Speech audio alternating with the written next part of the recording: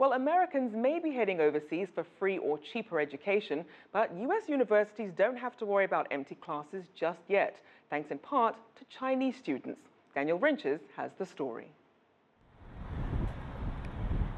Yu Bingxu and Lei Jingju are graduate students on their way to class at the McCourt School of Public Policy at Georgetown University in Washington, D.C.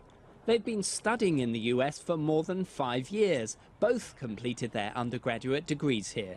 I can see the change very dramatically because when I first came to the Women's College, which I attend in 2009, I didn't see a lot of Chinese students on campus. All the American students, they are very curious about, like, why do you come to US? Like, because they're nowadays, I guess they don't ask such questions because they are kind of used to, like, there are so many Chinese people around. In 2015, the US hosted just under 1 million international students at colleges and universities. There are about 300,000 students from China, representing almost a third of all foreign students. South Korea is the third largest, with almost 64,000 or 6.5%. So Chinese students are by far the biggest foreign national group on US campuses, posing new challenges to administrators, professors, and of course, the students themselves. The non-profit group, the Institute of International Education, has been closely tracking the progress of foreign students in America for almost a century. I think the challenge has been very large numbers of students who then maybe tend to huddle together a little bit more than if there were just a few on campus. And so the challenge really has been to make sure that they integrate with the rest of the campus rather than just stay among themselves. Yishen Huang and Han Bao are also public policy graduate students, but they completed their degrees in China, so they're still in the process of adjusting.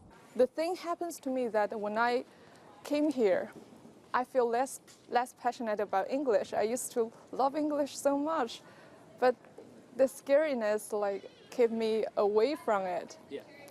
And also here, when I stuck with the Chinese friends, I don't use English that much, so I don't make any progress. So I'm just struggling, I guess. But they're working hard to integrate now. Professors encourage them to express their own perspectives on issues of public policy.